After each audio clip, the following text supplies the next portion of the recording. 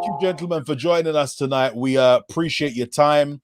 And this platform here, this what we call our WNLs, our Wednesday night lives with me, Mike White, Pastor Mike White. We call it Mike White London, according to our page, is really trying to share this platform to bring not only inspiration. A lot of preachers and pastors spend a lot of time trying to bring inspiration, which is a good thing, but we also try and bring education through people hearing good communication that will hopefully bless the community, and the influence that God has blessed us with. We want to use that to genuinely help people understand better and bring a little bit of education into understanding how we can make things better going forward in the future of all our communities. So thank you guys for being here. I'm going to ask you to go around and introduce yourselves, and then we'll begin our conversation. Tonight's conversation topic is really part 2 of color in power and politics. And when we talk about color in, of course, coloring is a play on the term color in, as in by virtue of, is there any color in it, or do we need to bring more color into it? And how does the color in those fields actually work? How does that translate? And so we're talking about power and politics. And of course, at the moment, we're really spending a lot of time, especially on the policing issue.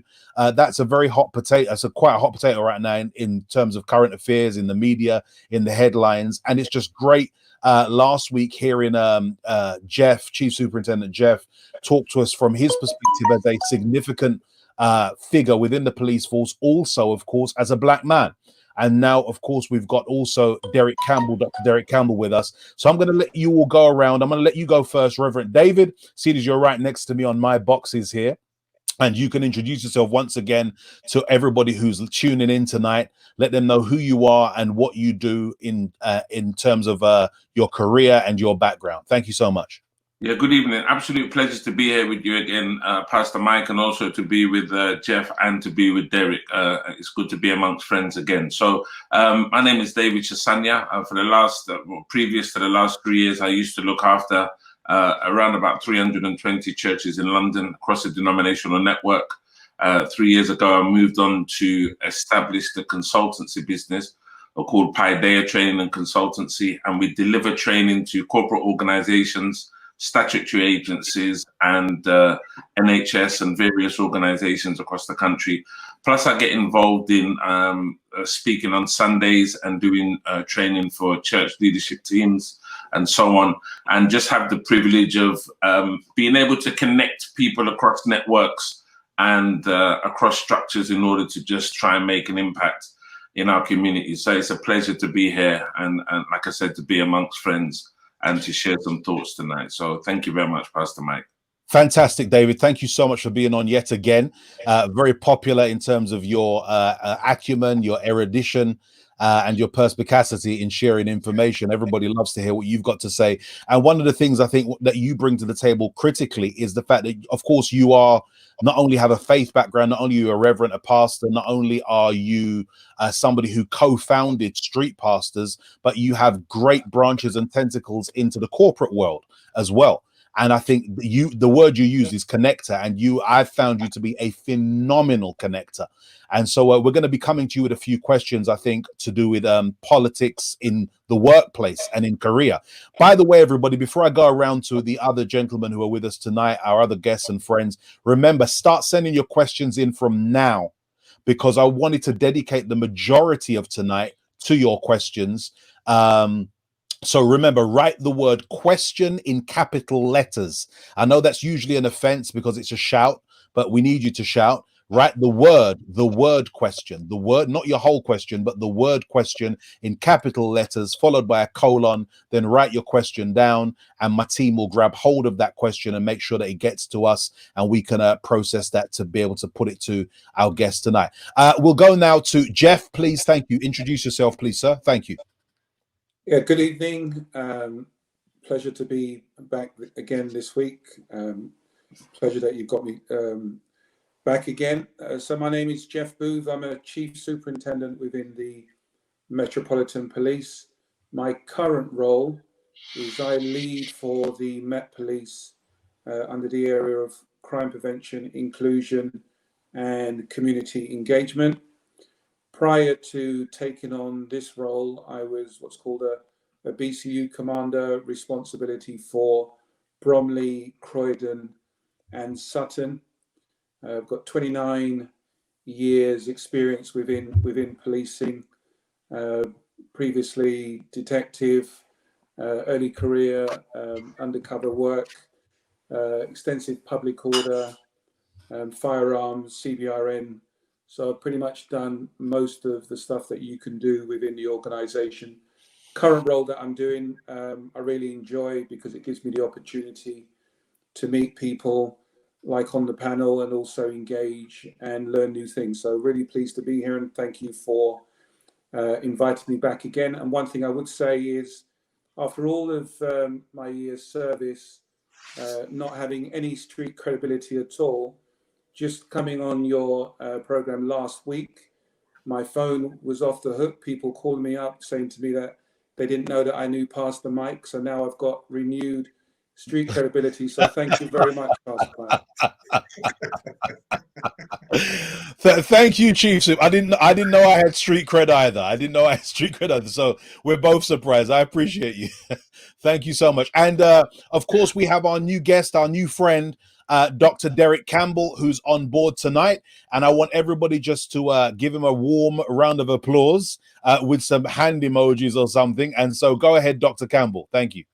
Blessings to everybody. I am so honored, really, to be in such a distinguished group of with some distinguished men. I am humbled, really, to be here, and I thank you, Pastor Mike, for extending this warm hand of friendship and opportunity to me. David, a good friend, and a new friend, the Shaft lookalike, Superintendent Jeff Brooks. I just feel so great being in the company of such a handsome group of men.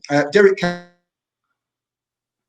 Campbell, I'm not really one to talk a lot about myself. I don't feel comfortable doing that, but I've been around for a little while. I am the Regional Director for the Independent Office for Police Conduct, the IOPC. Prior to that, I was a Independent Police Complaints Commissioner.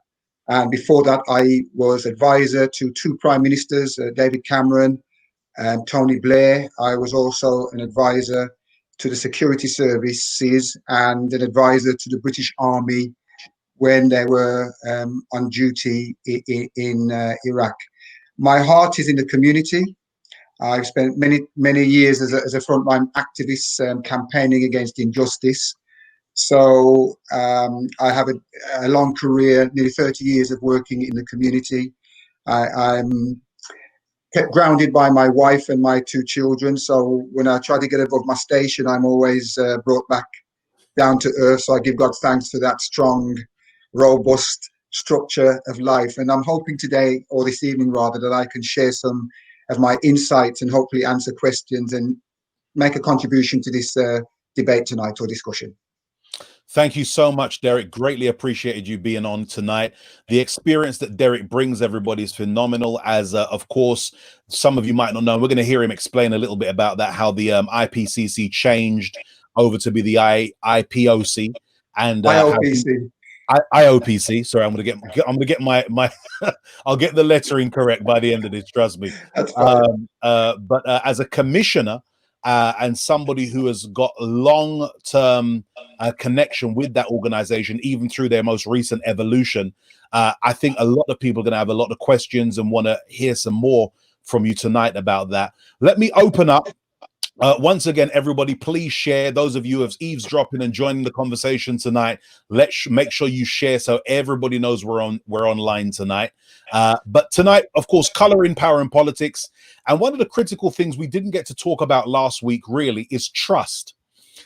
We've got two experts here in terms of policing. We've got another expert here in terms of understanding how the police works and also in terms of the corporate world and the faith world. So we've got many worlds colliding again tonight. But I want to talk about trust, first of all, especially as it relates to the police. And I want to pick up on that word trust because last week, of course, Jeff was on last week. I'd like to use his title, but he doesn't want me to use his title, so I'll just call him Jeff. Jeff was on last week, and some of the communication I was receiving after last week's live was phenomenal, with people stating that knowing that there is a, number one, a black man in such a significant position in the force, and hearing you articulate yourself in the way you did really brought a lot of reassurance to many people who had completely lost trust in the organization. I want to talk about that then. I want to talk about trust. And I think critically, it's important for us to hear how the power has been given back to the people, the community, the citizens, in terms of being able to hold the police to account. And this, of course, immediately drops the conversation, I guess, in the lap of Derek Campbell, because Derek, as a IPCC commissioner, and now, of course, in his current role, will be able to give us real understanding as to how the process works, especially as it relates to the complaint system. How do complaints work? As it relates to in terms of the body itself, how did their relationship work with the police? Are they connected to the police? Are they part of the police, or are they truly independent? We're going to talk about some of that stuff. So first of all, in terms of the process for complaints, in terms of the current role of the IOPC, can you explain to the people, Derek, exactly how things work, and then we'll move from there? Thank you. Okay, so just a potted history to set the foundation. We are an organisation that came into being really following the Macpherson report, who, Lord Macpherson looked at the Stephen Lawrence inquiry, and he identified that there was institutional racism within the Metropolitan Police. And that doesn't mean that the police officers are racist. It means their policies, practices and structures are by definition racist. So when they engage with members of the minority communities, they were not treated favourably or as they should be. Liberty in 2000 wrote a report saying we needed a effective watchdog with a primary role of building confidence with the Black and minority ethnic communities and young people particularly. We were born. Parliament passed legislation. We came into law in 2003.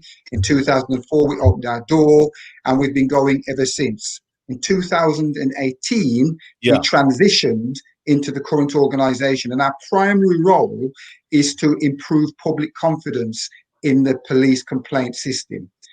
We also have a statutory legal duty to promote confidence within the Black and minority ethnic communities and young people. And we do that by being the guardians of the police complaint system. So just to make it really, really clear, we are not the police. By law, some of us can never, ever have served in the police. So we are independent from the police. We are the police watchdog, and we have oversight of the complaint system. We have huge powers. We're the most powerful watchdog on the planet. There is no other organization like us in the world. So last week I was talking to the European forces.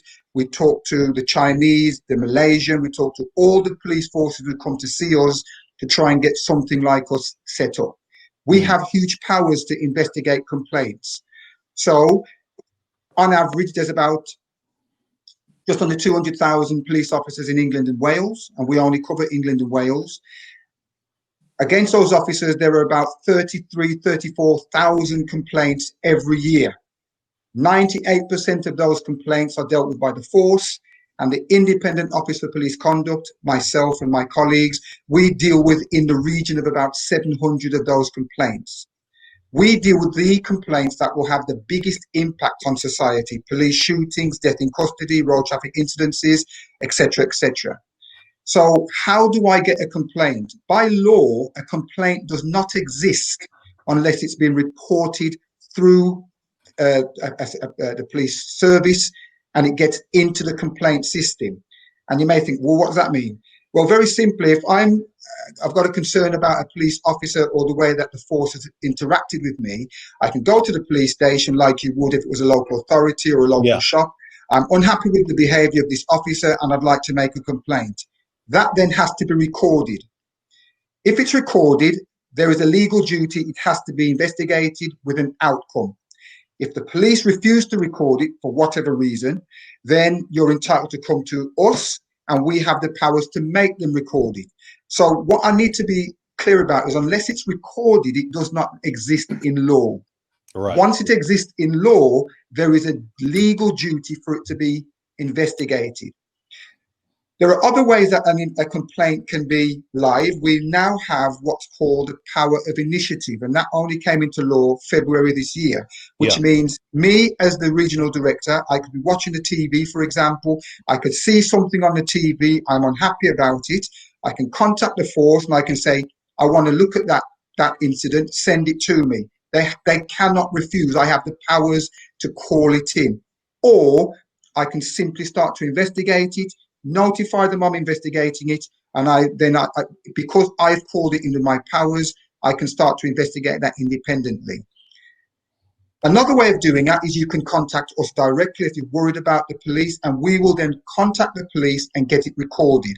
So very simply, you can raise a complaint directly with the force or via us, or I can call things in. I can stop there, because I've got so much to say, but I don't want to go off tangent. Is that okay so far? Should I carry on? It's important that we hear clarity. It's important that I want the people, as I said, this platform is about education, information, as well as inspiration, but really our Wednesday night lives, I want everybody to get crystal clarity as to how the system works. So please don't hold back.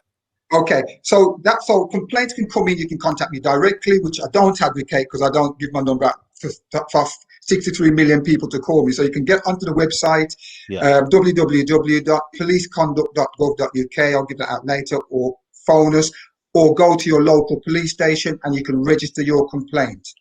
The only way your complaint will not be registered is if, for a number of reasons. A, you've already complained about it and they've recorded it, so you can't keep on raising the same complaint over and over again. Because it's already been recorded once. That's fine. 2, it's fanciful, vexatious, and malicious. So, for example, there's no real problem. You just want to get back at the police, and you're being vexatious and malicious, and that would still be tested by the nature of the complaint. And 3rd, fanciful. You believe that the chief constable is an alien and all the police officers are Martians, and we want you to investigate it. Obviously, they will not record that because it's classed as fanciful. Now, at the IOPC, it's very, very important, because a lot of people think that we're an extension of the police. We're here to look after them, to make sure that they're not held accountable. No, I have the powers to arrest the police. So on a number of occasions, I've gone down there, we've put them in handcuffs, we've locked them up. I can charge them with murder.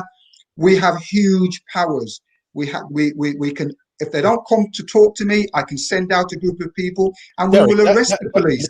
Can I stop you real quickly? Just press pause a minute, because that's fascinating. I think sometimes, you can correct me, and I'm happy to be corrected, but I don't know of many other countries in the Western world that has this kind of system. Is this unique to us in terms of having an independent, in essence, civilian, if I could use that word, watchdog. Yeah, watchdog. In terms of what we have in this country compared to maybe like the United States, etc. I guess what I'm really asking is, how unique is this?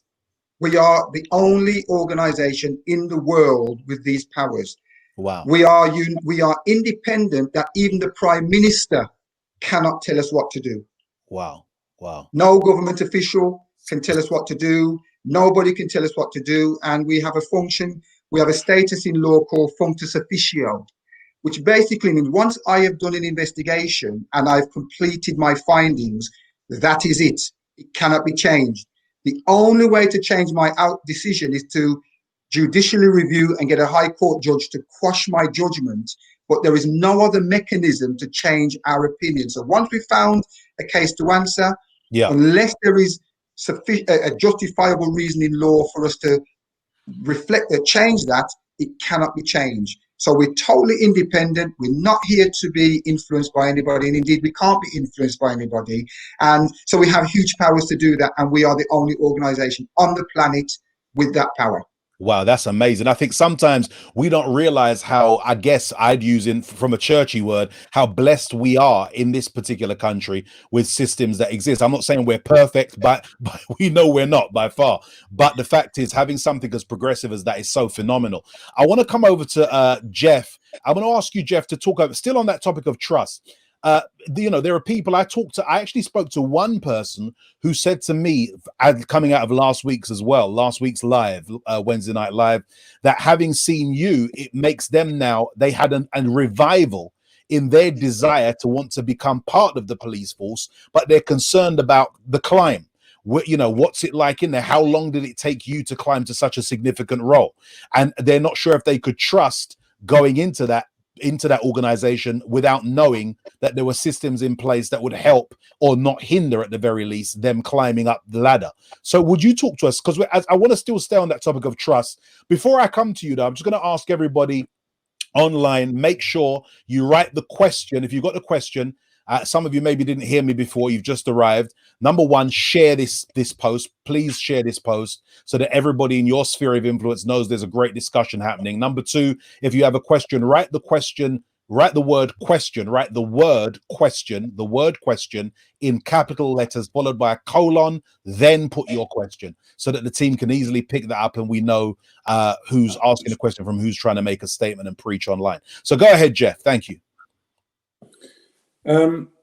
Yeah, interesting question. I suppose I'm not one of these people who likes to talk about themselves, but if you ask me about my particular journey within policing, every journey is. Jeff, could I be rude? Could I be rude briefly and ask you? This is me interested now. Attached to the answer, what got you or what gave you the desire to join the force in the first place? Is it something you wanted to do since you was a little boy? I mean, as a little boy, I wanted to be a barrister because I liked the way they looked dressed up in the courts and they got to argue. But what was it that got you into or drove you or inspired you to become an officer as well? If you could attach that to your answer, that would be helpful. Thank you. Yeah, I mean, it's extremely personal reason. Going back, I used to, wouldn't believe it now, I used to play basketball. I played it at a very high level. I went to a scholarship to America. Unfortunately, didn't grow as tall as I wanted to, so had to come back, and then I had to think to myself, what do I want to do? I did a number of jobs, and then my mother was terminally ill. The type of person that she was very, very giving. One of these people that really kind of left a legacy with me, and I wanted to do a role where felt like I could give back. That was why I joined policing 29 years ago. What I would say is, it's a bit of a cliche. Policing is a vocation. It's not something that you go into for the money. It's like being in another, like in nursing or the medical profession. You do it because you've got a love for doing it. So for me, I joined because I wanted to give back. I said last week when I told my dad that I was going to do it, he wasn't too best pleased, but he knew that I'm very stubborn in terms of once I make my mind up, I go ahead and do it. He set me the challenge of, if you're going to do it, I want to make sure and I want to see that you're going to progress as much as possible. When I joined, to be honest with you, all I wanted to be was a detective. I didn't want to be wearing a uniform. Yeah. So I did everything I could do within the first year and a half. Normally, your probation is 2 years. Right. But I excelled in all of the things that were required, and I was given an opportunity to become a temporary detective after 18 months, which was unheard of at the time. I was in the right place at the right time, and I was happy doing that. And I was doing that for, believe it or not, 14 years. I was happy just doing the detective work. And one day I was in the office and I was talking to somebody, and they said to me, why is it that you're always complaining about stuff? Why is it you're always telling us what the senior managers should do? Why don't you get off your, you know what, start studying and go up the promotion ladder? Yeah. And then made the fatal mistake of saying to me, the reason you're not going to do it because we know you can't do it anyway, which is it's like a red rag to a bull. So I started studying, and within 5 years, I was promoted every year. till I got to the rank of superintendent. Wow. Now, again, just to put that into context, every single rank that I went to, I had to fight to actually be allowed to go onto the promotion ladder, because each time I went, I was told, you don't have the experience, you're not ready yet. So then I had to appeal. I had to show them the body of evidence of my work. They would then let me have the interview. Each time I would pass the interview, I would then get the job. So what I'm trying to say is you need to have resilience. Yeah. What was very, very interesting, when I first got promoted to sergeant, I remember being inundated by a number of black officers saying to me, well done, really proud of you. Then when I got promoted to inspector, the number of people that were saying to me, well done, started to dwindle. Then when I got to chief inspector, I'm kind of like checking my phone to see, is it still working? Because I'm not getting those kind of well done, celebratory, all the things. Then I'm getting the feedback, which is, well, why are you getting promoted? Are you kind of in with the white man? Have you sold out? And all these type of things. So for me, this is about where you've got to be true to yourself and know that you're doing things for the right reasons. Yeah. And the age-old adage of, as you get higher up, you don't pull the ladder up. You look to help others to go up that path also. But it's been challenging. It's been difficult on occasions. As I said, I'm now a chief superintendent, and I was previously within the British Transport Police. I was the first black superintendent within the history of the British Transport Police. Now, that's nothing to be proud of, because if you say to yourself, as an organization, for them to be around that long, and for them to only have had one black superintendent at the time that I was promoted, for me is a sad indictment of that organization. But when I got promoted, I had somebody come to me and say, look, well done, enjoy the view, that's as far as you're going to go. So I thought, okay. I then worked for about 1.5 years as a temporary chief superintendent within that force, and a post came up for promotion. And you had to be detective experience, you had to have firearms, you had to have CBRN, you had to have all of these things, more than you could imagine. Yeah. But unbeknownst to the people that actually did all the criteria, I had all those qualifications, but they didn't know it. Then I get an email saying, well, you need to be a chief superintendent to apply for the role. So I'm saying, how does that work? If it's on promotion. So I appealed. I was given the opportunity to go for promotion. But this is where sometimes you need to recognize what battles to fight, which ones you need to know. So I decided at the same time to apply to the Met Police at the very same time. Yeah. On the Monday, I had the interview with the British Transport Police, and I was told, you're unsuccessful. We do know that you're going to apply for the Met. We know you won't get it, but it's good experience for you. And when you come back, you can go back to your old role. So on the Wednesday, with that glowing support, I went for my interview with the Met Police. Yeah. I came top out of 42 applicants. Wow. And I was promoted. Then all of a sudden, the chief constable of the force that I was with, all of a sudden now recognizes my talents and wants me to stay in the organization. So I said to him respectfully, thank you, but no thanks. And I joined the Met Police about five years ago, where I became a BCU commander. So in essence, you've got to be determined. You have got to not allow people who put barriers in front of you to stop you.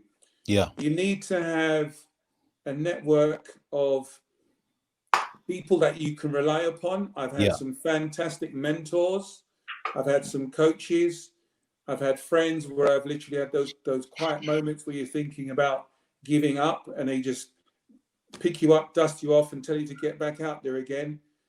And you just got to say to yourself, why is it that you're doing? And I still love what I do. I genuinely love what I do, especially the job that I'm doing now. Yeah. And I still have that passion to give back to people when I had 29 years ago. So that's my story. It's not unique. There are others that can tell you other things.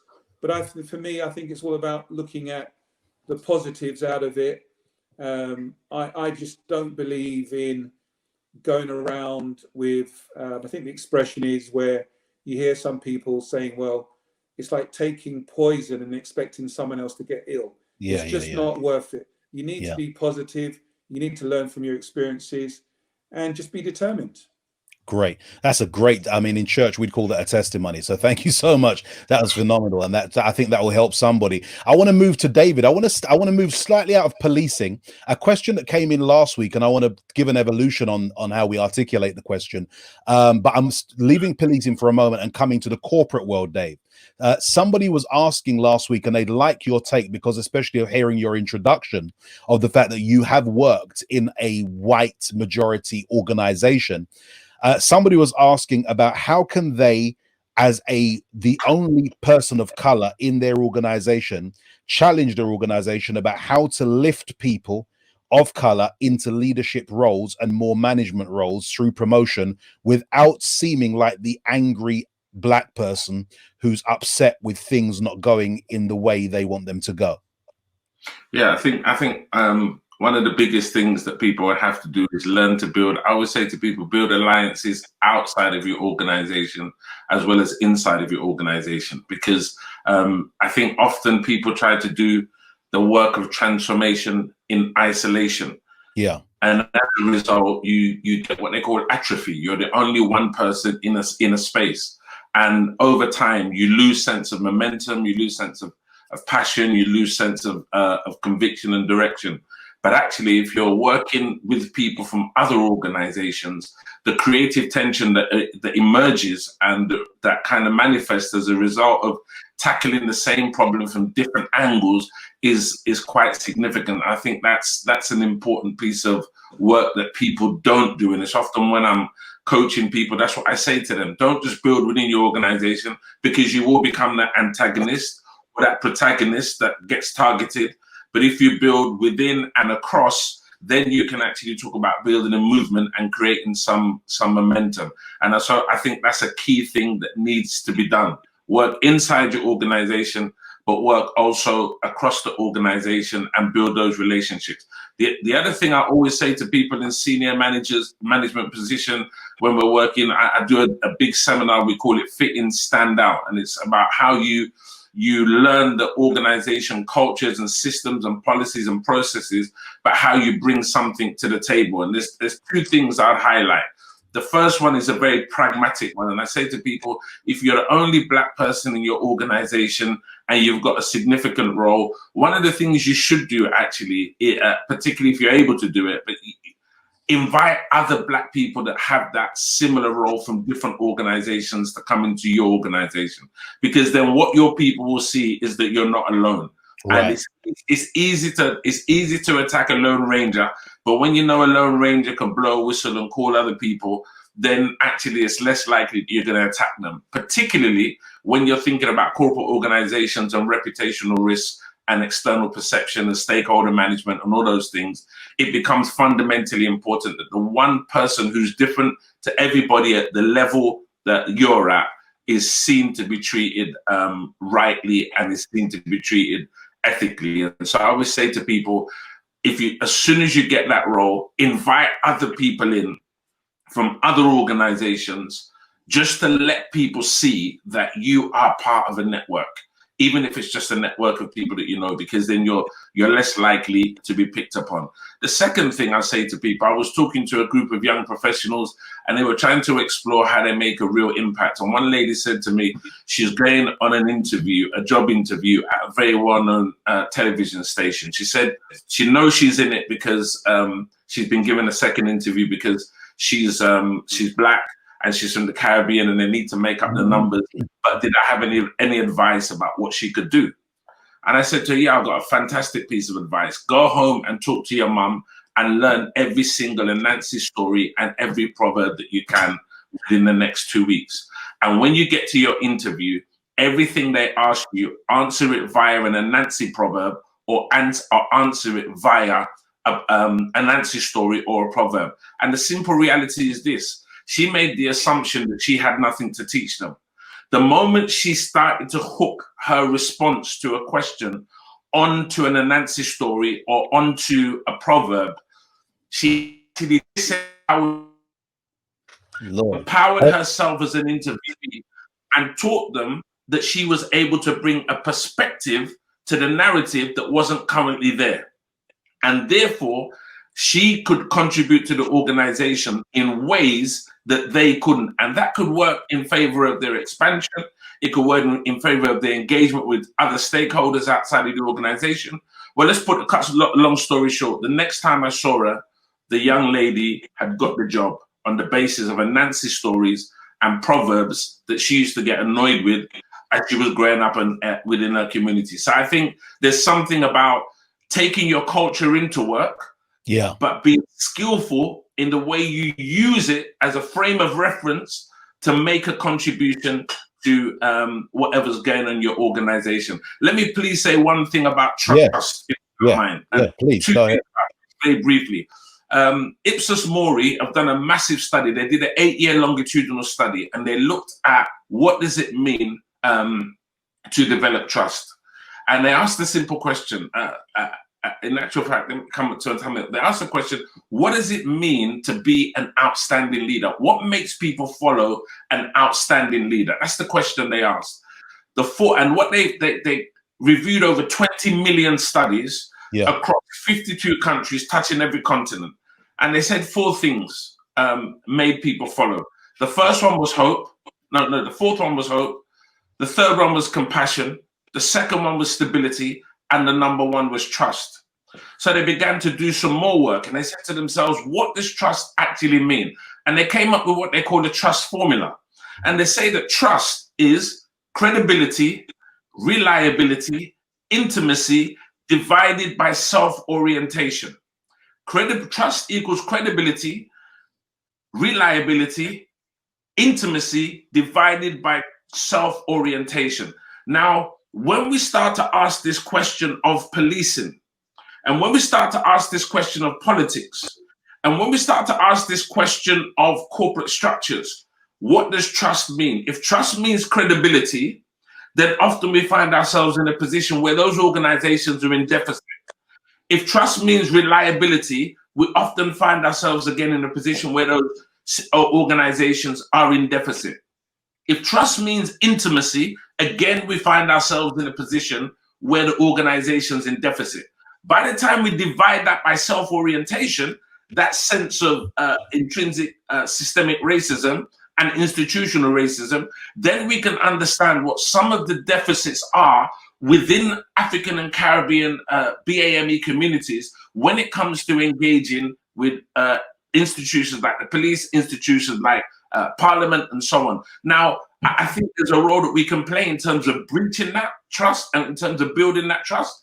But I think those key components of really developing a sense of credibility, in developing a sense of reliability, and developing a sense of intimacy within the organization that allows them to connect with grassroots people who often feel disempowered and disenfranchised when they come into contact with those institutions is going to be fundamental. And it goes back to those 4 criteria of why people follow. Why will people trust the police? Why will people trust politicians? Why will people trust corporate organizations? It's because they should, by definition, if they're leadership institutions, which they are, they should provide hope. They should be stable institutions. There should be a degree of compassion because they're service-orientated organizations. And primarily, there should be trust. And if we can get those 4 components into place, then I think we can build some real strong connections with communities that can alleviate some of the problems that we're actually finding at the moment. I love that. And I want to ask Jeff, in terms of the promotional, with being promoted with an organization that's obviously predominantly white, does any of what David said earlier corroborate with your experience concerning that promotional move? And I wanted to come to Derek as well. And I want to talk to Derek about Well, first question was really how many of your complaints, I don't know if your metrics actually take into consideration demographic of race, etc., but how many of the complaints that come to you guys are from BAME communities? So let's go to Jeff first, and then we'll come back to Derek. And then I want to stick with Derek just for a moment on that issue of trust, because I think many people immediately think about the trust issue with the police, but there was also obviously the trust issue regarding the IOPC. So Jeff, if you could just respond to that. Thank you. Yeah, so first I'd like to thank David, because a lot of the stuff that he said has really resonated with me. So I think one of the key things that any person, and if we're talking particularly about a Black person, is any job that you go to is recognizing the added value that you bring in terms of your cultural background, your heritage and your perspective. Now, if you look at an organization which is the police, which is predominantly white, yeah, any Black person that goes in there with a mindset of being able to say, I understand how to operate within a white organization, yeah, but I have a clear understanding of the community that I come from, and yeah. I can bring a different viewpoint that this organization does not currently have, the added value, the added understanding. Now, I'm able to do that in my role. Quite often, when we see incidents occurring, when we're looking at media messages, I can understand the context of what my culture would be expecting, how they would look to see things. So it's the added value that I bring.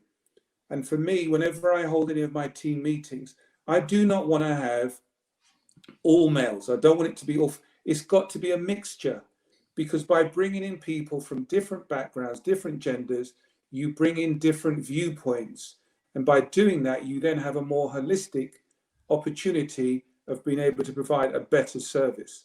So for me, I'm not looking for somebody to promote me just because I'm Black and they're short on numbers. I'm demonstrating to them the added value that I bring by having somebody from my background into that organization. And I think that's what we need to be celebrating. I also support what David is saying about networks, being able to demonstrate the added value. So for example, literally 4 weeks ago, I was asked to pull together a community group that could help our organization in terms of engagement.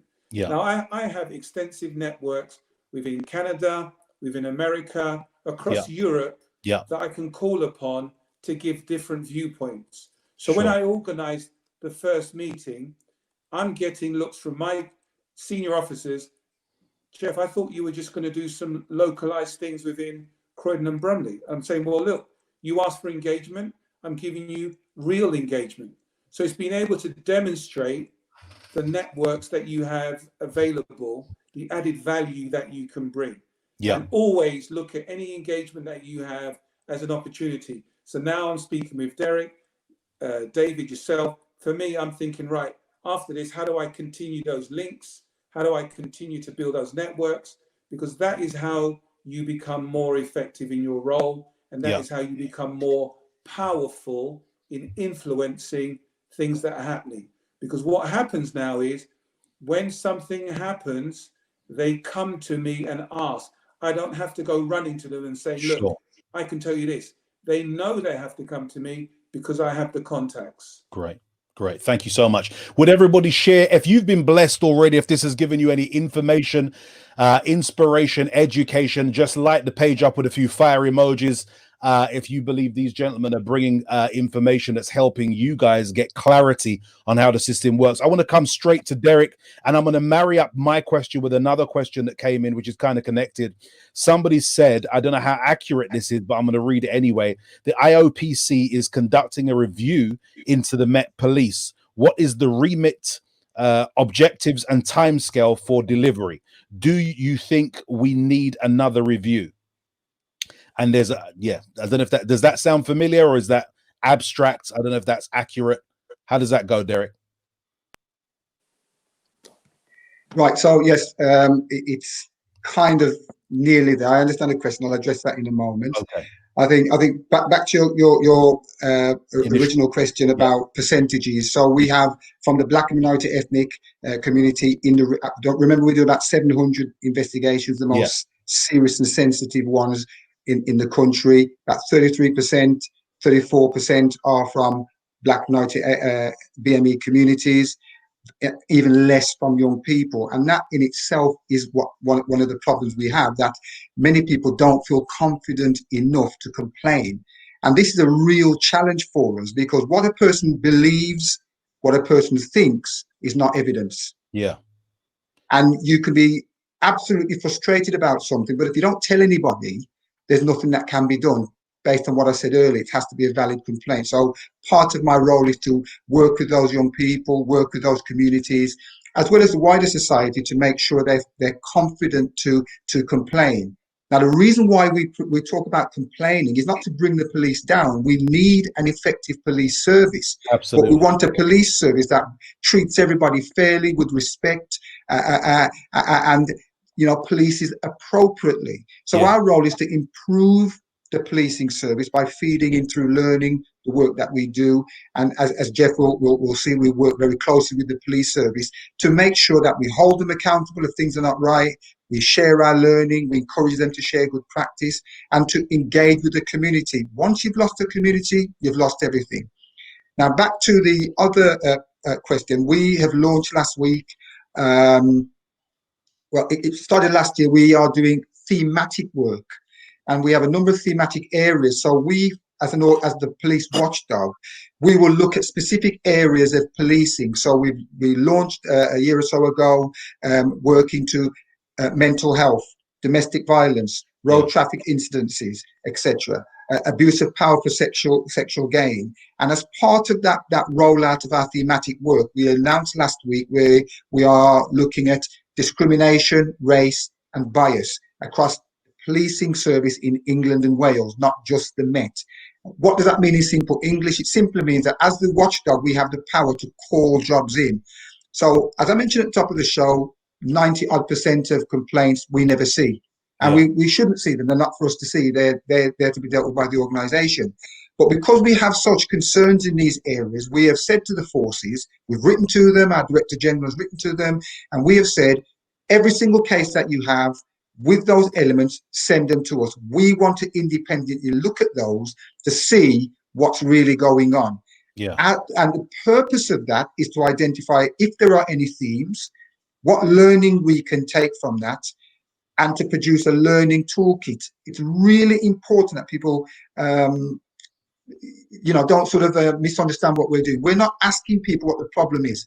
History has told us that if you are a person of colour, you are treated unfairly by the policing system. That is a statistical fact. Every year the government tells us that. Sorry, you finish your point, and then every year the government produces figures that say if you are a person of colour, a black person, you are probably 7 to 9 times more likely to be stopped and searched by a police officer. If you're an Asian person, 4 times more likely than a white person. That's a fact. So we're trying to understand what is it that they're doing, and then what we're doing to change that behaviour.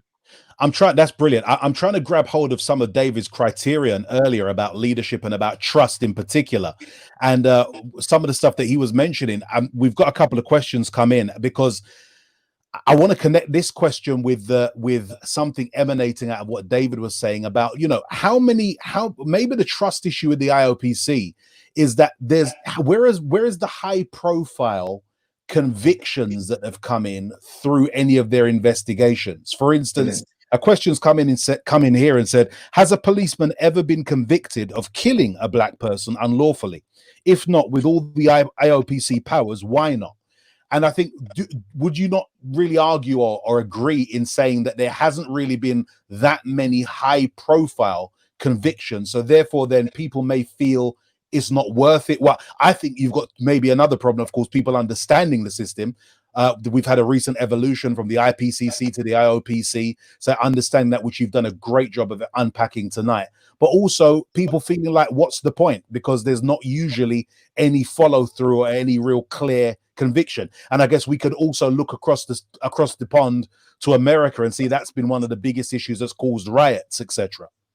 Okay, you've asked one of your listeners has asked the perfect question. Yeah. And it allows me to hopefully clarify a few points. We are part of the criminal justice system. Our role, our primary role, as I've mentioned before, is to hold the police accountable. And we do that through investigating complaints, investigating the police. Yeah. We are an investigative organization. We are not a court. We are not the Crown Prosecution Service. So I will do an investigation. I will examine all the evidence, and I will come to either a number of outcomes. Either there's no case to answer because there's no evidence to support that, or there is a case to answer. We believe the officers or officer has misconducted themselves. So there's a case to answer, we believe, for misconduct. Or we believe the actions of the officers are criminal. If so, depending on what we find as a result of our investigations, a decision will be made by myself as a decision maker. Now, if it's a criminal investigation, and I believe the officer has shot somebody unlawfully or killed them unlawfully or injured them, my job is to conclude my investigation. With my decision making, I believe there's a case to answer, and I hand that file over to the Crown Prosecution Service. That is my job.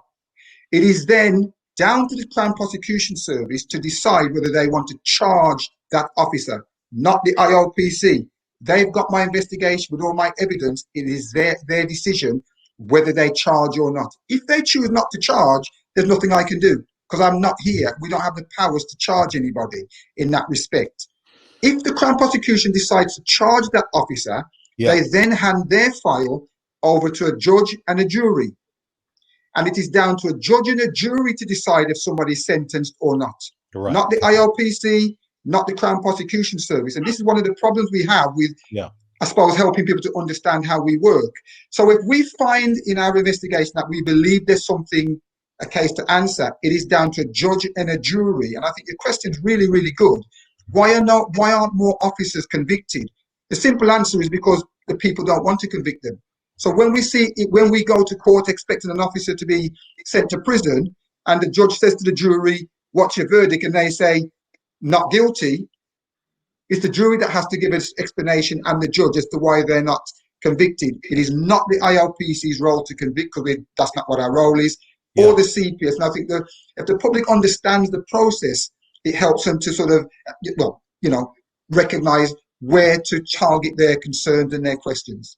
Thank you so much. Well, I mean, you've done a great job tonight articulating how independent the IOPC really is. And I think anybody who's been listening from the very beginning should be crystal clear on that fact, and the fact that it's a unique organization compared with other Western countries. However, I want to drill down just a little bit into, and I don't know how far you both can go on this.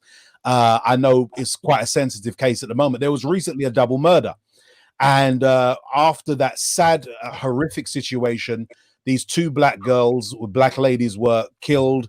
And then we had a situation where, of course, there was police officers found to be taking selfies with the bodies of these two poor victims. There's crystal clearly, from at least a public perspective, an obvious violation, an obvious thing that's been done that's completely inappropriate, and there needs to be something that takes place. How does it work internally now with that going on between the IOPC and, of course, the police, in terms of bringing those individuals to justice, making sure that they're reprimanded, making sure that they lose their jobs or something takes place, in terms of giving the public confidence that there is oversight and there is, I guess, consequences ultimately for those who are supposed to be policing us. Jeff, I'm going to ask you to speak, and then I guess Derek will probably chime in on the IOPC angle of that. Yeah. So before we touch on this, I think our thoughts have to go out to the families Yes. of the deceased, and not it's bad enough to lose two members of your family, but then to find out about the alleged actions by a couple of officers in terms of what they did, that has got to be a double blow. Yes. When we became aware of it, and Derek will be able to confirm more of the details, because a lot of this was the actions by the officers. One of it's believed that someone reported. Once it's then becomes in the domain of the IOPC, they will then decide in terms of leading on the investigation. But there is also at the same time a murder investigation that is going on. And there's a number of things that, from a policing perspective, that traditionally we will need to consider. And a lot of it is to do with media, in terms of how we work with the media, one around witness appeals to try to identify anybody that might have any information. But then, and this is my personal view here, I think that as an organization, we could and we should be a lot bolder in terms of our messaging. And what I mean by that is, you talk about trust, and David mentioned some of the key things around trust. But a lot of it for me is around authenticity and actually being able to demonstrate humility and humanity. Now, it doesn't make a difference for me what job you do. Yeah. If you are aware of the behaviors, moralistically, you've got to say to yourself, that's wrong. In whatever circumstances, that's wrong. And for me, as an organization, we should be looking to demonstrate that is against our values, that is against our way of behaving, the behaviors of those officers. Yes, there will be restrictions in terms of what we can and cannot say, because there is a due process that needs to be followed. But we can still show that humility by saying, based on what we know, we have arrested, or two officers have been arrested. They are now suspended. This is not in line with our beliefs and our values. Now, the public, if they hear that before it's perceived that we're saying it because the media are asking us, that has got to go some way to instilling trust and confidence in the public to say, you know what? A couple of their officers have done it, but they have shown that this is against their values. Yeah. We should still retain trust. Now, what I believe we should be doing is working a hell of a lot closer with the IOPC. Yes, they are independent and we are separate, but when it comes to messaging, when it comes to giving out clear messaging, then I think we could be doing a lot more. Yeah. Just because you have, even if you agree that there be separate messaging, but not hiding behind the IOPC and saying, from a policing point of view, we can't say anything because it's an IOPC-led investigation. The majority of the public, despite the great work that Derek is doing, a large percentage of the people are not aware of the IOPC. They will be looking to the police service that have a responsibility in that area to say something. By not saying something, it makes it look like we're condoning the behaviors. That, for me, is something I feel very strongly about, and we should be doing more to be proactive in getting messages out around reassurance. Derek, would you chime in? No, Jeff has articulated that absolutely spot on. I think one of the challenges that we've had is and this may sound controversial, but it's a reality. And Jeff has really brought the point home that there's nothing whatsoever stopping the police service condemning bad practice. Whether it's an ethical breach, a moral breach, there's nothing at all in law or anything at all that stops them doing that. And I think Jeff's absolutely right that sometimes it is easy to hide behind it's an investigation by the IOPC for some forces to escape public scrutiny or to put people up to answer difficult questions. Now, where there is a legal line, and this is important to note, the police, if we are doing an independent investigation, for example, in the case you've mentioned with the sad loss of those two young ladies, and my condolences to the grieving family on behalf of myself and my organisation. Because we're independently investigating this, there are stipulations in law that stops anybody doing anything that could potentially prejudice a trial. So if our investigation is going to lead to a criminal trial, and we are talking about aspects of the case before the trial, that trial can collapse because they can say, we cannot have a fair trial because we've been tried in the media or there's prejudicial information gone out. And this is what frustrates, I believe, members of the public who may not be fully aware that even what we say, we have to be very careful. What the police say, we have to be very careful for the simple fact that we could potentially prejudice and a trial could collapse if we have been deemed to be prejudicial. And that's why some of us are very guarded about what we can say, indeed, with the police. So it's just for people to understand that it's not about us not wanting to comment. It's not about us not wanting to hold people accountable. It's about we have to have an eye on due process, fairness, and ensuring that everybody involved, that justice is not undermined because we are too tongue trigger happy. And I'm going to ask David to jump in here because I want David to feed into what you both just said, as well as to talk about whether we need a mediator between the community and the police and the IOPC. Maybe that mediator could be the church to help try and bring some trust back. But I want to connect also, and I'm kind of feeling like I might need to apologize for this, but I won't. I'll just say, the racial aspect of it. These were two black ladies. And the question has to be asked, would that ever have happened if they were two white victims? And as insensitive as it might sound, that's not my intent at all. I just think it's important for us to recognize the racial aspects of this, especially in an organization that had to be called institutionally racist anyway. Going back to the McPherson thing and the whole reason the IPCC, now IOPC, has now come about. Dave, would you jump on that? Yeah, good question. There's a correlation between trust and legitimacy. And where there's a deficit of trust, then there will be a deficit of legitimacy.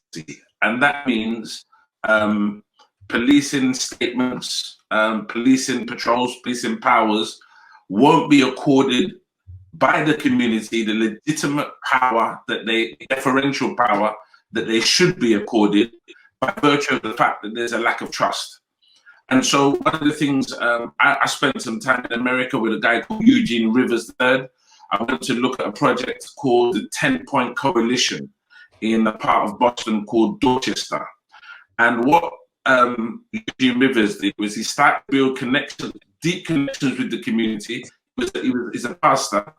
And he started also to build deep connections with the police force. At the time when he started to build connections with the police force, the homicide rate was at 284. You can read about this online. It's called the Boston 10-Point Coalition, or the Boston Miracle. It's a massive piece of research by Harvard University, undertaken by Christopher Berrien and Jenny Winship, the two professors at Harvard.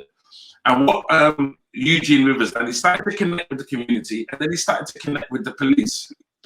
And then the police began to send messages to the community through Eugene Rivers and the church.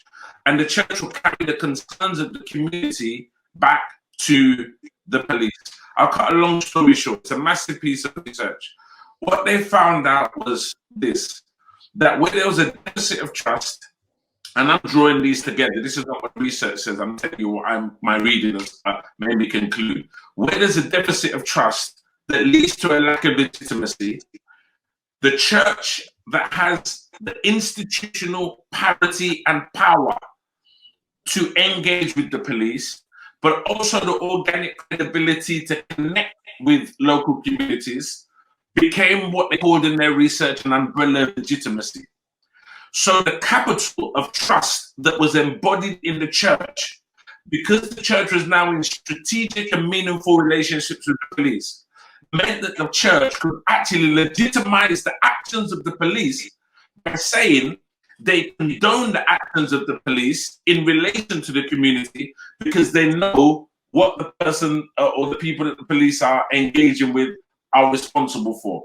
And that is very powerful because the police is a massive institution, it's a global family, and the church is the only other global family and commitment and training and everything as the police. And there's institutional parity. There's a degree of respect. There might be a kind of autonomy of technique, a different way of doing things, but there is parity between the size and the structure and the powers of the organizations.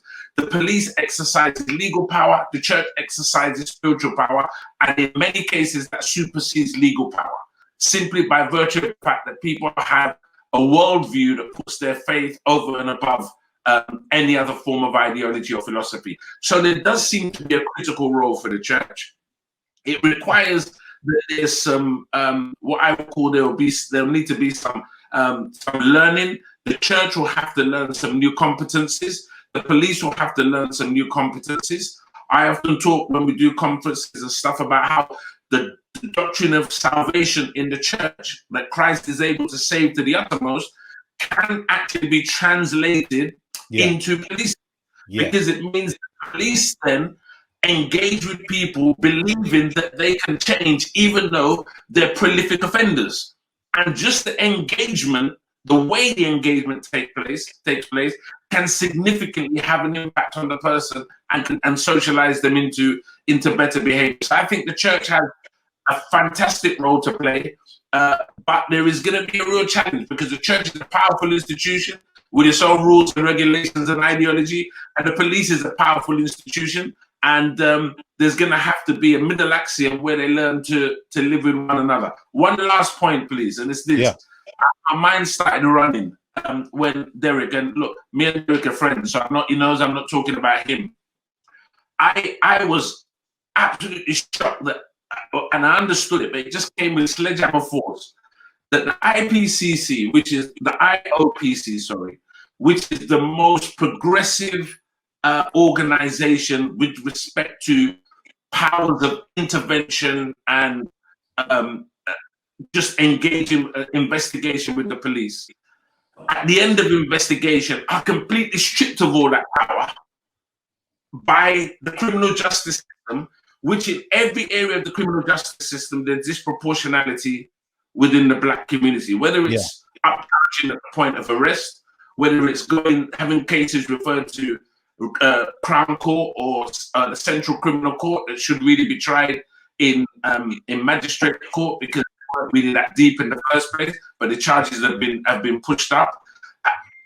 I began to think it's almost like saying to a group of children, there's a sweet factory and you can make as many sweets as you want, but once they make the sweets and they're ready to go home, you then hand them over to the dentist, and the dentist is going to say you can't eat the sweets. So there's something fundamentally, intrinsically wrong when the IPCC is given the IOPC is given so much power, and at the point where they can actually prosecute that power by making a recommendation that an officer or a force is held accountable, that power is actually removed from them and they're disenfranchised from actually extending their power from the point of investigation to the point of actually bringing about a radical change. And it strikes me that is logically inconsistent, and it strikes me as being a deliberate systemic kind of oddity within the process of justice that is meant to protect people. And I think some work needs to be done there. Derek, do you want to respond to that? It sounds like what we're talking about here is some of the IOPC's teeth being removed by virtue of the system stopping things flowing through to convictions, which is really what I was asking earlier. I think the way it's been summarized and encapsulated by Reverend David is very, very interesting. Police are in exactly the same position as we are. The police will catch a criminal, they'll prosecute that criminal, they'll send the file to the CPS. The CPS may say, we're not going to charge that person. The police are exactly the same boat. The police will get someone to the court, and a judge and members of the public the 12 members of the public may say, thank you very much, police officer, but we're not going to prosecute or find that person guilty. This is the legal system in which this country operates. And it's not a personal slight on the IOPC or the police.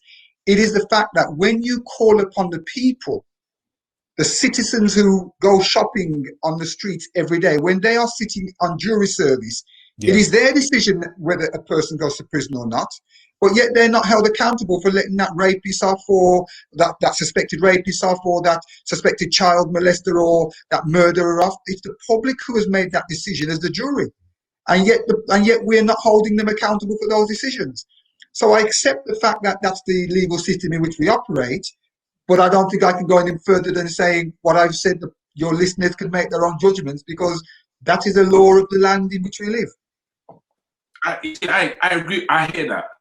I think there's a major difference between the person who serves on the jury, who has no particular expertise or insight, but just has a moral compass, an objective mind, an ability to analyze evidence and draw a conclusion based on their life experiences. But as an individual, a layperson, when we start talking about conferring powers on a system, on an organization, with people who are trained and skilled, then I think, I'm not blaming the IOPC, I'm saying actually there's an anomaly in the system that actually should be addressed in the way that you may excuse if it's an ordinary citizen serving on the jury. I even thought, and it might be a radical thought, it even got me thinking, in the army, it doesn't matter what the criminal justice system says, it doesn't matter what the public says, the army has its own court. And if it's seen that police is so fundamental to maintaining law and order, which it is, it's fundamental, that system has to be beyond reproach, and that system has to have the credibility, the reliability, the intimacy, and a lack of self-orientation. It's there for the people to bring about the trust. If that is how important that the policing is, and if the policing system fails, it's so important that there is no political or judicial power that can interfere with the investigations of the IOPC. To then get to the end of an investigation and have convincing evidence, and for it to be given back into the hands of people that fundamentally are compromised, because that's what we see with the race disparity and all this stuff. It seems to me that there's it's logically inconsistent, and it doesn't strike me as good practice. Now, I know it's not the IOPC, but there's a challenge there. Yeah, well, can I just say this? I mean, what you're reflecting is absolutely correct. But if you look across the whole world, it's a very similar, unless you've got these despotic countries where you have this sort of totalitarian way of ruling. The majority of the world has their judicial system based on how O.J. Simpson did not go to prison the first time. Wasn't because there wasn't people trying to send him down. It was because the jury who had to make the decision decided that he was not guilty. Equally, we've seen it on the other side, where people are not treated fairly by the way that by the courts in the way that sentencing's meted out. And I think people need to understand in this country that we vote our politicians in; they are the lawmakers of this country. And the things that you're raising, you're talking about the legal system, which is hundreds of years old, habeas corpus, trial by jury. And our system is that we are held accountable by our peers. And if it is that the jury decides that they are not prepared to prosecute a police officer, which is really rare, lots of police officers go before the courts, but the courts just will not convict them. And I think it's a really interesting question to be asked of the courts as to what their thinking is around that, because it goes to the heart of confidence. And I think it's important that your listeners, who I really appreciate, asking some really interesting questions. I think knowledge is power. Now, if you have knowledge, you are a really powerful person. You know the law, you know what the police officer can and can't do. You don't have to get upset. You must know the law. You must know the system. And I think the last bit I'd like to say on that, because I think it's really important, I have a real issue because a lot of people I come across, they don't have cultural intelligence or cultural competence. They occupy positions of seniority and power, but they haven't got what it takes to make the right decisions, read the signs, and understand the people that they're looking after. And until we get that aspect right, I think we're going to continue to see problems as we go forward.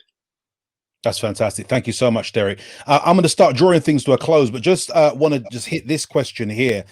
Jeff, you seem to be developing a little bit of a fan club. People saying we need more Jeffs in the force. It's reassuring. But what's being asked here is, can you explain more about how racial profiling works, how profiling works, especially racially, whether it criminalizes black men specifically? Can you talk about that and also connect that to how we are currently seeing difficulty with the Section 60 stop and search scenarios, how you personally feel about how that's being rolled out and how that works? Is it something that genuinely works? Because you've got the two arguments. You've got the big crew who say we need more of it, and you've got the alternative who say no, it's profiling. Talk to us a little bit about that from a police perspective, and then we can move to talk to David about that as well. Go ahead. Right. So I'm not sure about having more Jeffs. I think one is enough. That's certainly what my mum said to me. So in terms of around racial profiling, I think it's more. There's so many different layers to it, but I'll be very, very quick. So I'm conscious of the time. So some of it is learned behaviors, unconscious bias, which then becomes a conscious bias because you then act on it. A lot of it is due to lack of education. And if I put it this way, if I don't smoke, right? My mother passed away from cancer, passive smoking. She never smoked, but she was constantly, where she worked in those days, inhaling, and she died from it. Now, the reason I say that is I can go into a room with smokers and I can leave that room not having smoked, but my clothes smell of smoke. I'm affected by it. Yeah. But if you go into an organization where there is a view that black people are criminals, or you are hearing people routinely saying, we're going to go to a certain area which is predominantly black, and they predominantly committing drugs offences and all these type of things, you cannot be immune, not be affected by it. Yeah. It takes a strong professional individual to stick to what they are trained to do, which is following it by intelligence. If it's done on intelligence, if there is a reason for things to be done, then we should be doing our job without fear or favor, because that is what our job is, to protect life and property. And I've said last time when I was online before is, let's be honest about this.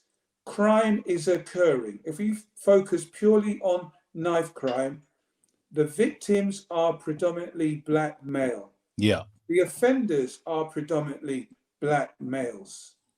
Now, just because that is happening doesn't mean that every black male is committing those crimes. Right. So we need to be able to deal with the problem, but deal with it in a professional, intelligence-led approach, and check some of our unconscious and conscious biases. Yeah. We had this discussion before. We'll go back I'll use it again, the two athletes.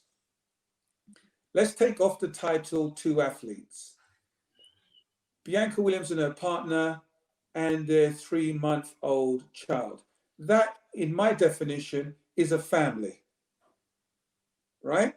Absolutely. Now, if they were a white family, how likely is it that they would have received the same treatment, the same behavior?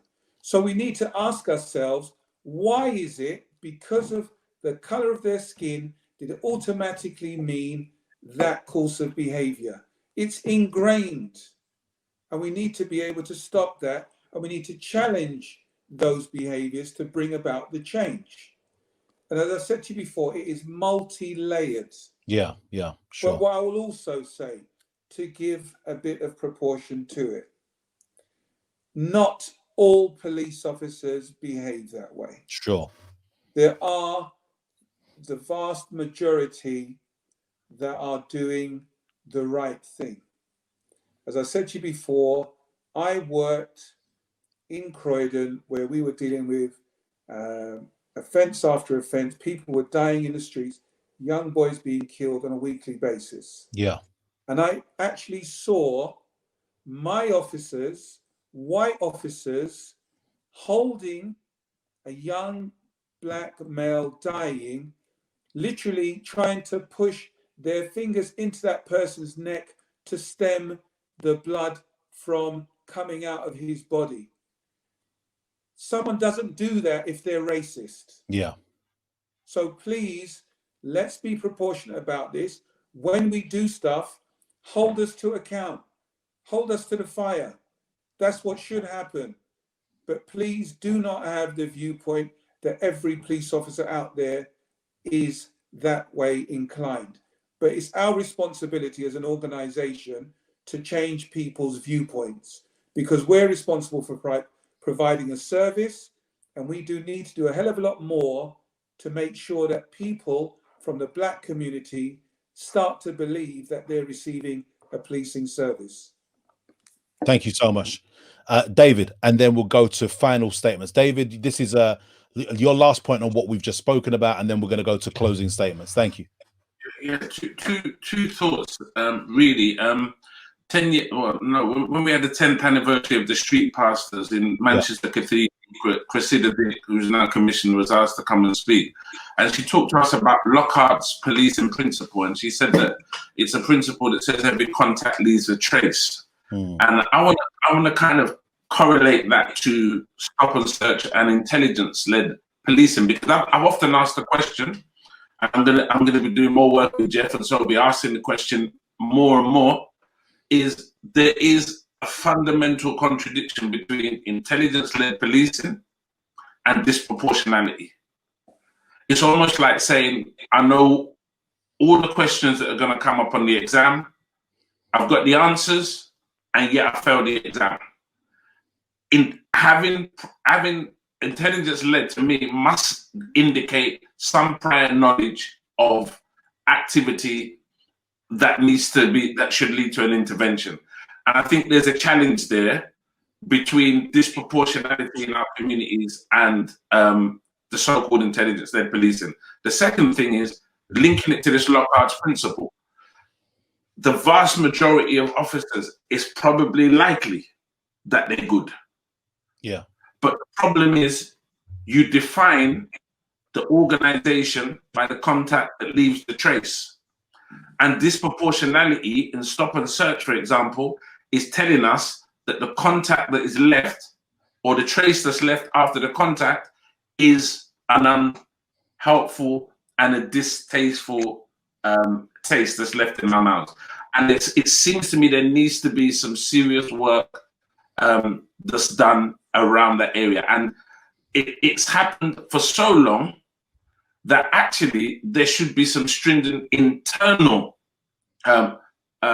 interventions, or interventions that actually bring some degree of punitive punishment to people that are seen to be consistently and perpetually flouting the law, in terms of at least their policing duties, in terms of being found to be stopping people disproportionately. That to me is the single most important issue in the Black community, that it just gets repeated and repeated and repeated, that no matter what anyone else says, the trace that's left from the contact of someone said is the Achilles heel that's affecting policing within our community. And that has been going for so long. We've got to get that one sorted out.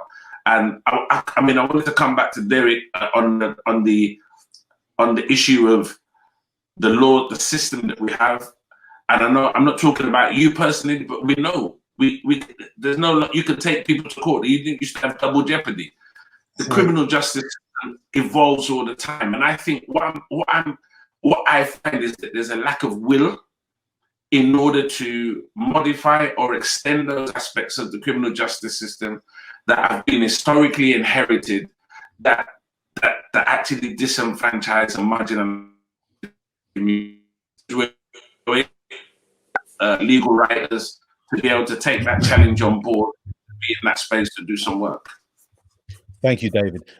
Jeff, were you going to come back on one of David's points very briefly, and then we'll go to statements, and I'll go to Derek for his closing statement, and we'll move on. Just very briefly on this. I said last time that the policing service that we provide is for everybody. But in order for that policing service to be truly effective, there does need to be trust and confidence within the community. But this is a two-way process. I used to get so frustrated when we used to have young Black males stabbed and dying in the streets, and I then hear the families saying to me, "What are you going to be doing about it?" And I'd be in the community halls, and I'd be hearing people saying to me, "What are you going to do about it?" Right. And I would turn around to some of the people in that room and say, "You know who committed this crime. Exactly. But you're not prepared to tell us." Yeah. So when we start talking about intelligence-led policing, we would be a hell of a lot more intelligent if certain sections of the community were prepared to give us that information. Yeah. So that's my response to that. And I know there are fundamental things that are wrong, and there's a lot of it is about trust and confidence. David, I fully support you in terms of what you're saying, but there needs to be a meeting of minds about how we bridge that gap to work with each other, because ultimately, whichever direction you're coming from, people dying is not the answer. We need to prevent that. And how we prevent that is by working together. I agree, and I agree with you, and I think there does need to be movement. There is another issue around police informants that make a big difference here, because I've worked with people on the ground in London. Dave, your internet just broke up a minute ago. What you're saying is so powerful, the internet can't even handle you. So if you could repeat it for us. It's the show. I've worked with ground gangs, London, Birmingham, Manchester. We did a national tour. And even when Letitia Shakespeare and Charlene Ellis were killed, we did a tour in their church around guns and knives.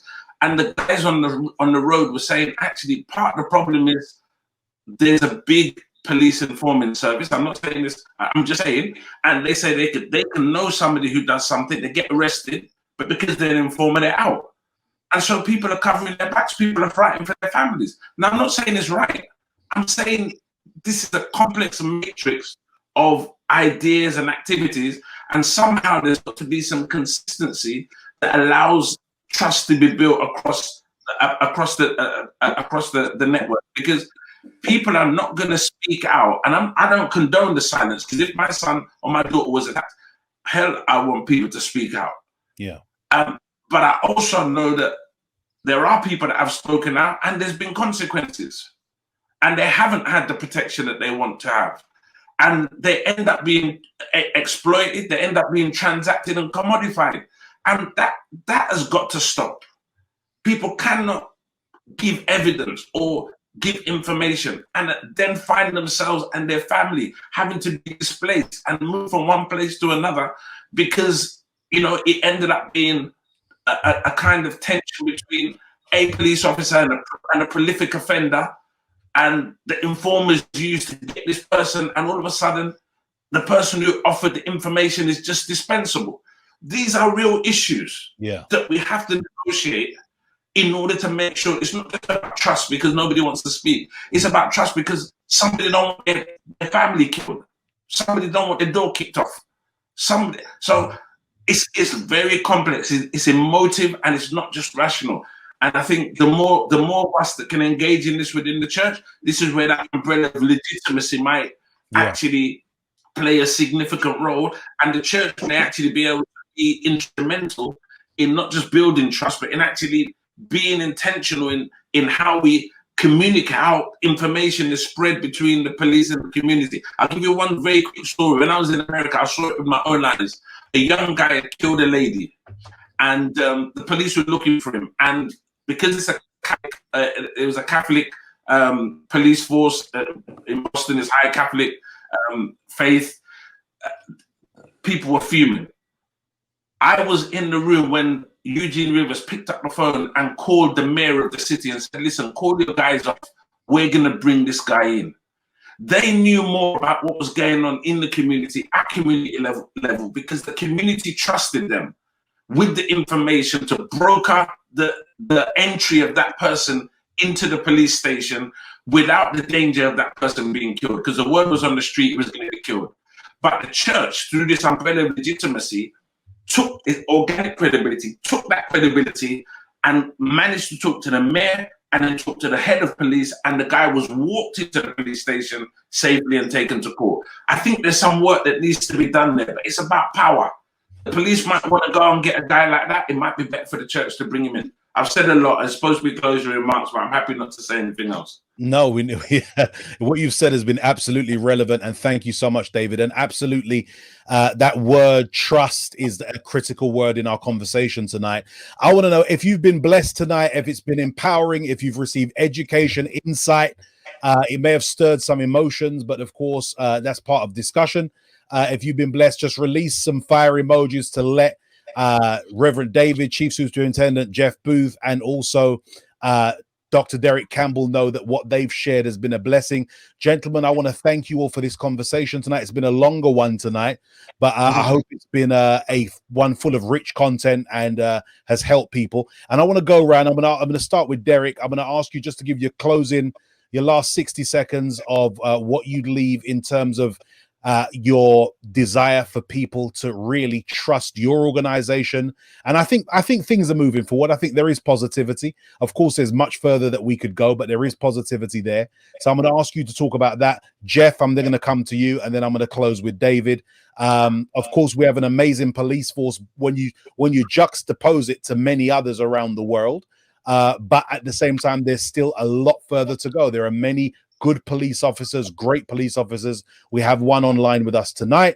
But of course, we still need to build trust there as well. So, Derek, you go ahead first, and then we'll go to Jeff, then we'll close with David. Yeah, I just want to say it is important that we, garner that trust. The way that we improve people's trust and confidence is to do our job well, to do it properly. Not sure whether your listeners know that I'm a devout Christian and a minister of the gospel. And I bring those values to my work. I bring honesty, integrity, and justice, and that pervades the IOPC. We have a mixed community within the organization, but the general thrust of the way that we travel is about being fair-minded, open-minded, honest. And I just want to share that with your listeners, that we have a job to do. Just like Jeff has mentioned, we need the support. And the final thing I'm going to say is that I've learned in my many years of working within the community, and I'm sure that's a debate for another time, that never underestimate the people. They're not stupid. They know exactly what's going on. And I've learned that if you're going to be successful in anything you do, you have to respect the people that you serve. And I want to just continue to be a good servant, as my organization will continue to do as well. Well, we appreciate all that you're doing, and we thank you for being so transparent tonight and for bringing some wisdom and some clarity, especially in terms of the processes of the IOPC. And we hope that you go further, things get better, and that we push forward together as a community. So thank you again, Derek, for your time tonight. And we're going to hear now from Chief Superintendent Jeff Booth. Go ahead. So I'd just like to say thank you to Derek, a new friend.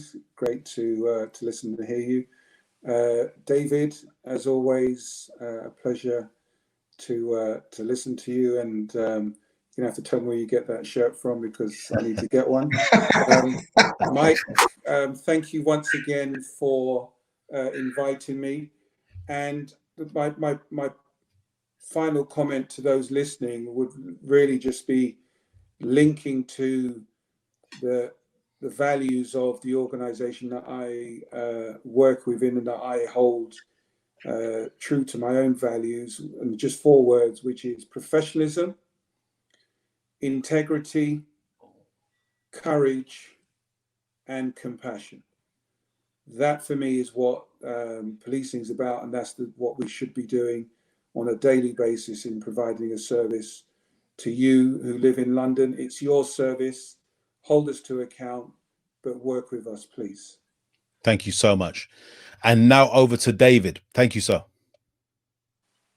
Yeah, first I want to say thanks again, Pastor Mike, for letting me come on the live tonight, and also to Brother Derek. I hold him in highest regard, and know him to be a good man. So it's a pleasure to share with you, and also Chief Superintendent Jeff Booth. Really getting to know you, and just thank you for the opportunity to serve. I think the thing that I want to say is very simple. People like Derek and people like Jeff are leaders, and I want to encourage us to follow. There's a lot of talk about leadership, but leaders need followers. And I think as a community, we need to honor the contributions that these men are making in the spaces that they're making it. They can come on here and they're articulate and they're smart and they're kind and they're warm, but often I'm not critiquing the organization. I'm saying the environments in which they're working, they can be like John the Baptist, a soul voice in the wilderness. There can be all sorts of microaggressions. And you know what? Policing, politics, IOPC, it's all a numbers game. And actually, we need to get behind these men. If you're a church leader, you need to be in touch with Chief Superintendent Jeff. I'm organizing a meeting next week. We're going to invite some people along. You need to be in touch with Derek. And we just need to be following behind. It doesn't diminish us to follow behind men who are leaders. So that's what I will call on today. We're moving into a new world with all that's going on. I think the new world should come with a new vision about concrete engagement, systemic transformation by being present and making our presence felt. So I'm calling us to follow people like Jeff and people like Derek. Get behind them and let's make a difference together. Fantastic. Thank you so much, David. And I'll piggyback David by saying I hope that Jeff, Derek, and you, David, become are really only harbingers of what's to come in terms of some of the people watching, some of the people listening in. Hopefully they'll be inspired to get involved with the IOPC. They'll be inspired not just to support Derek, but to actually join the organization. Yeah. There are people that will be inspired not just to support Chief Superintendent Jeff, but to also join the police. Because if there's going to be change, change doesn't just happen from the outside. It happens when we get in the inside as well. And also, David Chasanya, what an inspiration you are, what a mind you are. And we certainly celebrate all that you bring to every conversation you've been part of. And yeah, so I'm hoping that this has not just been educational, but it's been inspirational, not just for people to fulfill callings within the church, especially those people who are listening who are Christians. We tend to, in church, many churches tend to focus on callings to be in the choir or to be a preacher, but we need more than that. There are callings outside of the church walls that are just as vital as the stuff that happens inside of the church.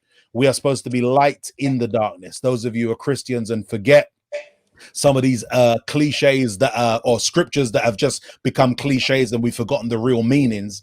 If we're going to make a change, we have to get out there and get involved in these different areas of society. So I hope it's been inspirational tonight. Love you guys. Appreciate you all. Thank you so much, gentlemen. Have a great evening. And I'm going to ask everybody who listened in tonight, make sure you share tonight's conversation, and everything's going to be up on YouTube on the Tab London YouTube channel. If you haven't done so already, subscribe. It's free. You just click the subscribe button on our YouTube channel and you get notifications as soon as we've uploaded everything. Look forward to talking to you all real soon. Have a great second half of the week. God bless you all. Be safe as we emerge from lockdown and be blessed.